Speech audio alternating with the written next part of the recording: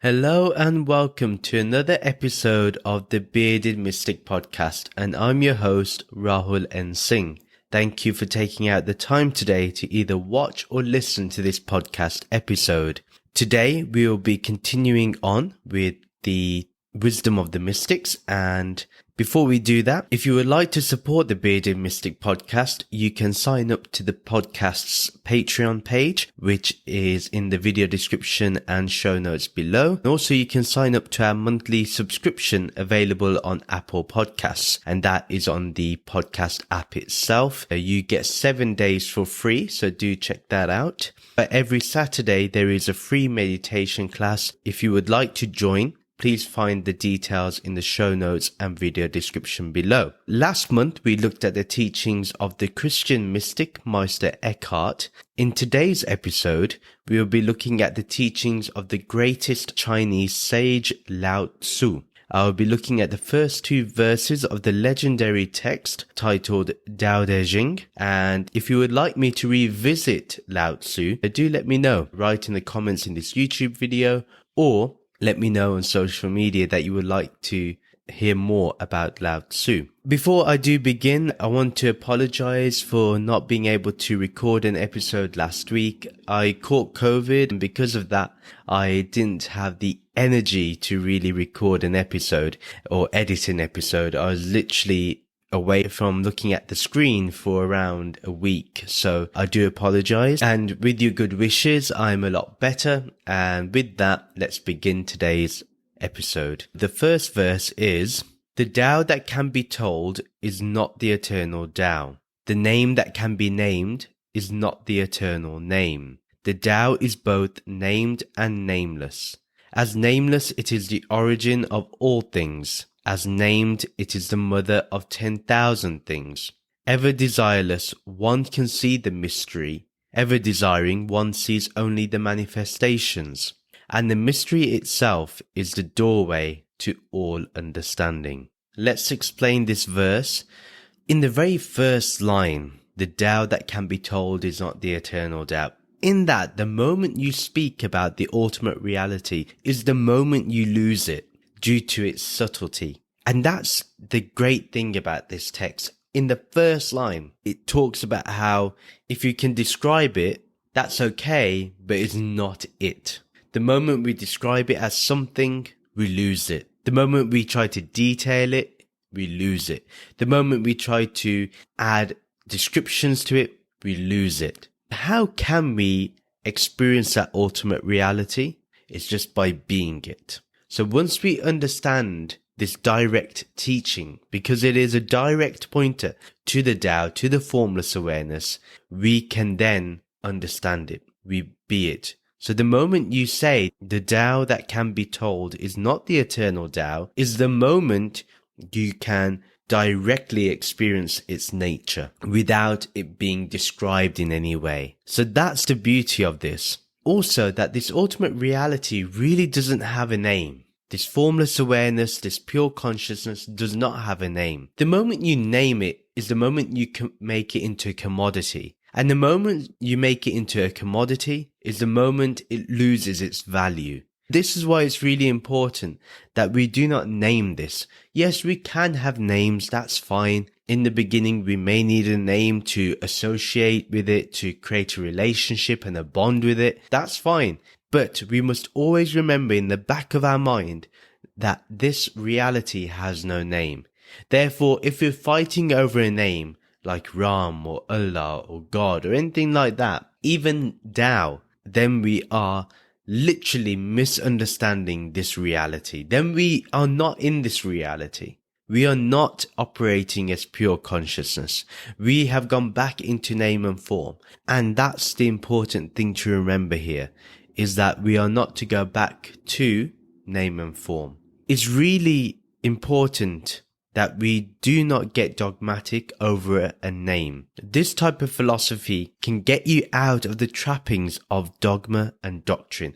That's the beauty of this. Within the first few lines, we cannot make a dogma or doctrine out of this. If we do, then we miss the whole point of the Tao. The other thing that we can remember is that whatever you may name it, this name will not last for eternity because only itself is eternal.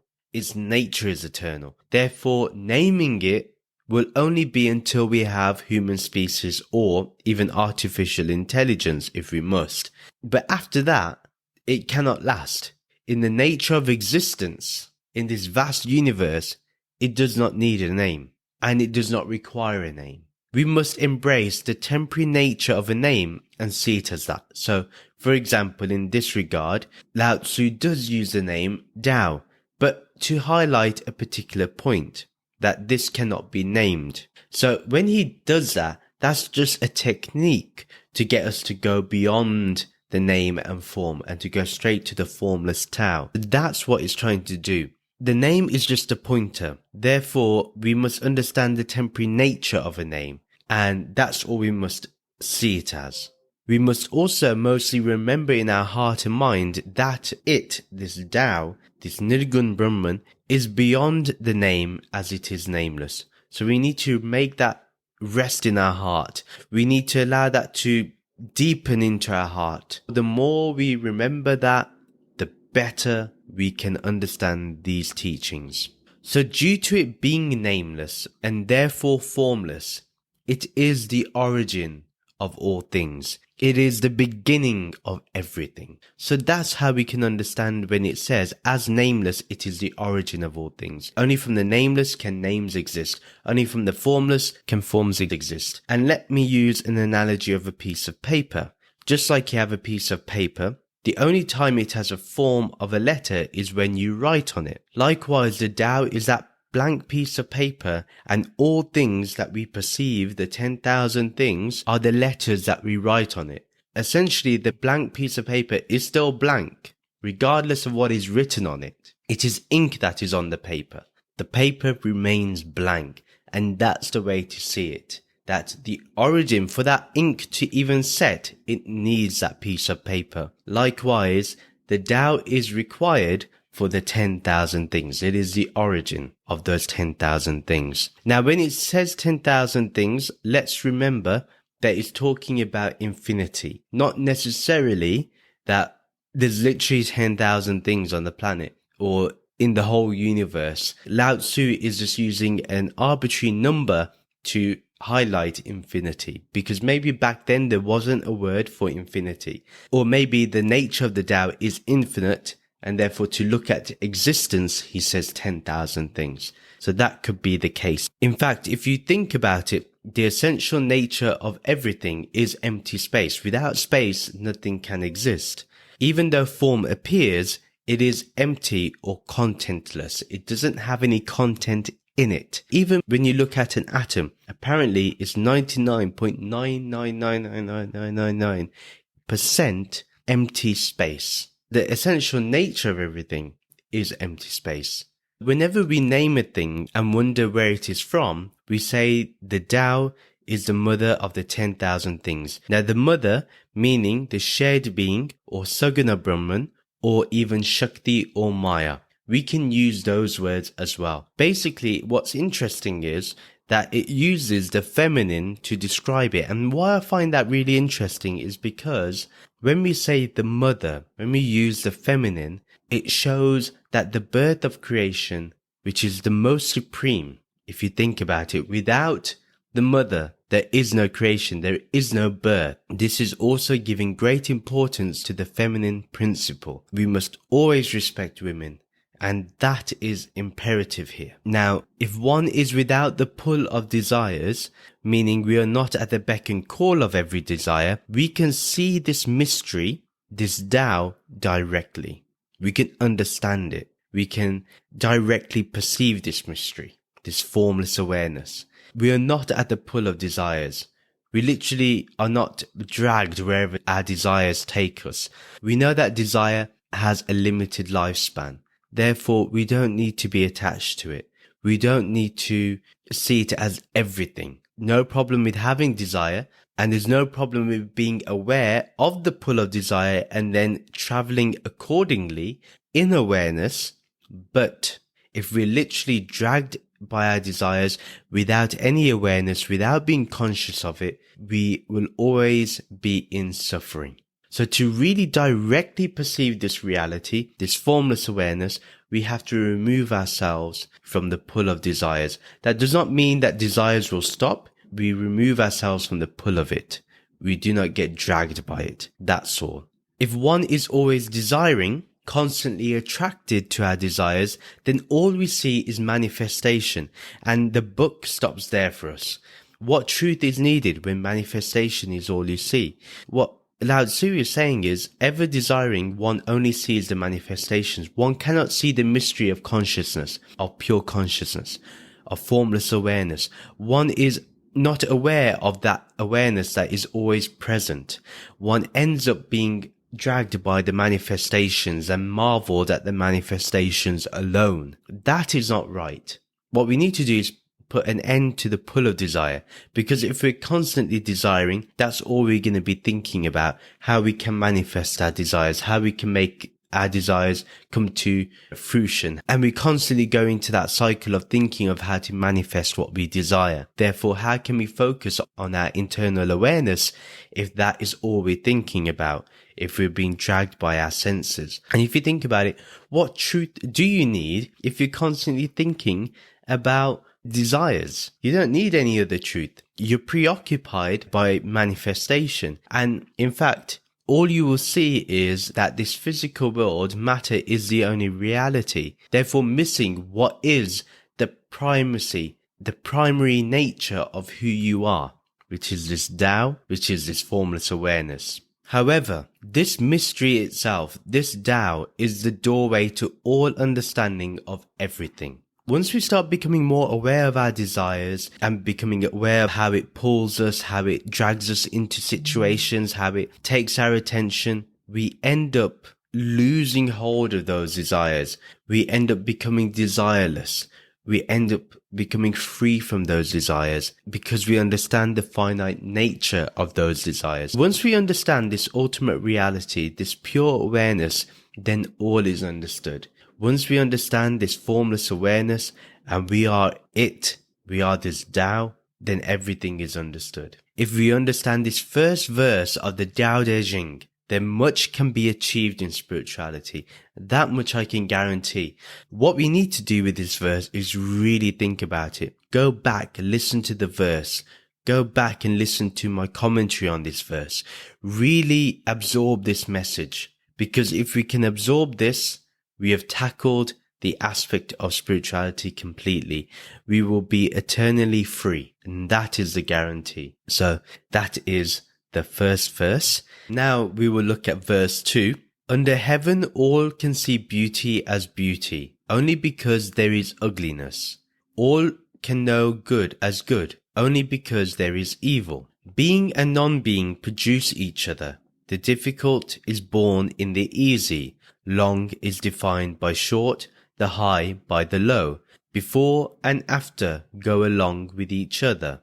So the sage lives openly with apparent duality and paradoxical unity. The sage can act without effort and teach without words, nurturing things without possessing them. He works but not for rewards. He competes but not for results. When the work is done, it is forgotten. That is why it lasts forever. A really important verse. Again, one that requires our contemplation, our full attention, and definitely something which we can imbibe in our personal life as well, because now a practical example of a sage is being utilized. Let's explain this verse. So first of all, heaven is to be understood as the enlightened state. Therefore, everything is beautiful. Once we see everything as heaven, so using the metaphor of heaven, we must see beauty everywhere. And the beauty is in the eye of the beholder, as they say. Now, hidden behind beauty is ugliness. And this is really deep by Lao Tzu, because it shows that whenever we label something beautiful, then there must be an opposite. So if we say something is beautiful, like if we see a beautiful person and we say that person is very beautiful, then whatever we see as the opposite of that beauty, we're going to say that is ugly. That's what Lao Tzu is saying. In the same light, there is only good because there is evil. Both have to coexist. The opposite of good is evil, and the opposite of evil is good. Both are required. So when we say that a certain thing is a good action, so for example, helping somebody eliminate their poverty is a good action. Therefore, bringing poverty to others is an evil action. The first stanza that leads to the second stanza, that both being and non-being produce each other. When there is being, there will also be non-being. When there is non-being, there will be being. We can see this as nirgun and sugun, or formless and form, nirakar and akar. So they both produce each other. There is no duality between the two. For example, for existence, there needs to be non-existence prior. Difficulty is born in the easy. And this is true also, that if you find something easy, then you're also going to find something difficult. And likewise, even if you find something difficult, eventually you'll find it easy after practice. So even the difficulty becomes easy, and sometimes what we found easy may end up becoming difficult. For example, if we get paralysis in the hands, before when eating used to be easy with our right hand, now it becomes difficult. And then again, Lao Tzu continues with, long is defined by short and the high by low. These are self-explanatory, but emphasizing that the opposites of a thing require each other. You can't have one without the other when it comes to the nature of things. So the nature of opposites is the nature of existence. There's no need to feel any duality or have any resistance about it. It is the nature of things. The long is defined by short and the high by low. Before and after also go along with each other. This can mean two things, that the past and future go alongside each other and they find their place in the present. The other aspect is that what we think is the past is really the future because the reactions of the past appear in the future. Or the future is really the past because the past decisions pave the way for the future. Then Lao Tzu talks about the sage. Now, first of all, the sage doesn't have to be some special spiritual person. It can be a totally normal person who acts just like you and me. So this is something we need to understand. There's a normality when it comes to the sage, especially in Taoism. So don't think of the sage as someone high up, living in the mountains, or someone who understands the scriptures completely. That's just not the definition of the sage. That's one aspect of the sage. The sage is someone that truly imbibes the nature of reality, is truly in the formless awareness and has completely understood itself as the formless awareness or the Tao. Now, the sage, the rishi, that is termed in Sanskrit, seems to live in these lives of the opposites. Yeah, they're totally comfortable with the opposites. Some see the sage do good and some say it's evil. Some say the sage lives in the future. Some say the sage lives in the past. But the sage lives openly. They're an open book. They live freely and they're open to praise. They're open to criticism. They're not closed to anything. And even though they appear to act in duality, but in the next line, Lao Tzu says, apparent duality and paradoxical unity. So despite what seems to be duality or the pair of opposites, as the sage lives their life and responds in the transactional or relative reality, there is unity in everything they're doing. And everything that they perceive is that they can see that inherent oneness. When we see two, they see only the Tao. They only see formless awareness. And that is the paradoxical unity. We cannot understand the subtlety of this paradox if we do not understand what the Tao is. So this also leads to that the sage can act without any effort because their actions carry no burden of the past and no anxiety about the future. So they no longer think about the past and no longer think about the future. They spontaneously respond to life. What's really interesting here is the sage can teach without words. And that's true. Silence is the best language to communicate deep spiritual teachings. And, most of the time, I reflect upon my relationship with my teacher It was my guru's warm and gentle silence coupled with the smile that taught me the most. And the silent acknowledgement of progress in spirituality was what really helped me more. And sometimes it was a word with a hug that spoke more to me than reading scriptures.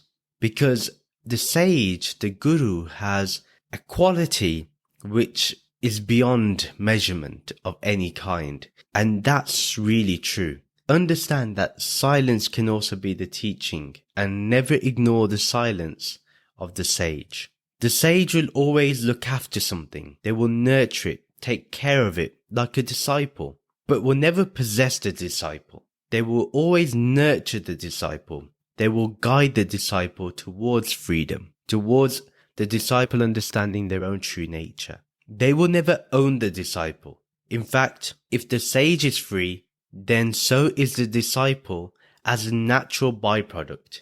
The disciple will end up becoming the sage because of the sage's nature to nurture and allow them to grow and prosper into their own self. If a guru constantly just creates disciples but does not turn them into gurus, then the whole teaching has been missed. The sage works but not for rewards. There is no reward that the sage is looking for.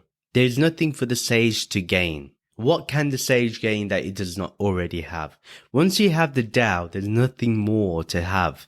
That is the ultimate achievement. There's no reward. And we can apply this to the Bhagavad Gita, where we're not anticipating the results for any actions we do. This is something that we can also understand when Lao Tzu says that he works but not for rewards. There's no praise that the sage is looking for. So the sage competes but not for results, meaning the sage has the determination to beat their own ego, but they don't do it just for the result of beating the ego. It's just a natural process, and that's the way they see it. So the final stanza is very, very beautiful, and that's the one that I think is just something to really think about.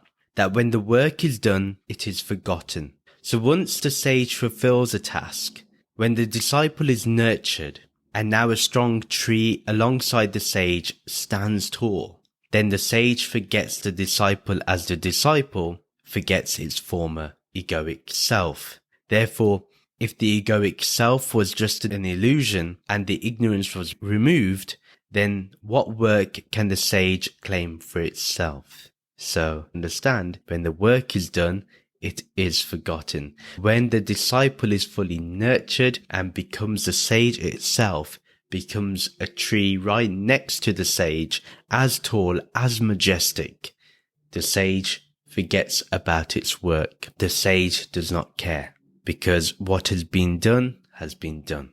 And the ultimate last line, which is really important, is this is why it lasts forever. Doing something without return so selflessly, it does stay forever and becomes woven into the fabric of the universe, into the fabric of the 10,000 things.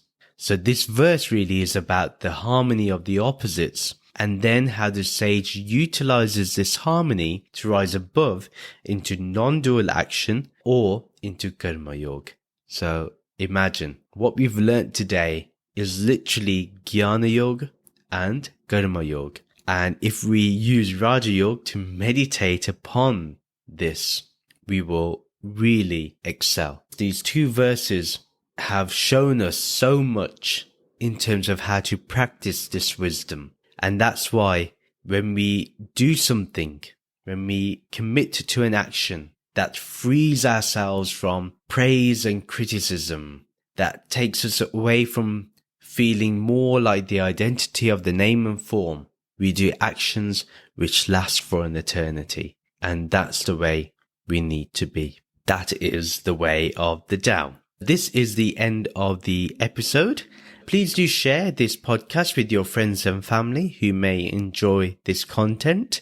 Do follow me on social media to keep getting updates. Subscribe to the monthly The Bearded Mystic newsletter. Join the Bearded Mystic podcast Discord server. The details for all those are in the show notes and video description below.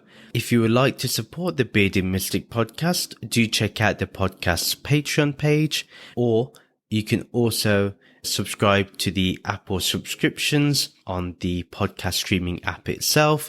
The details are in the show notes and video description below. Please do rate and review the podcast on our website, www.thebeardedmysticpodcast.com. Please do like and comment on this video if you're watching it on YouTube, and do subscribe to this YouTube channel.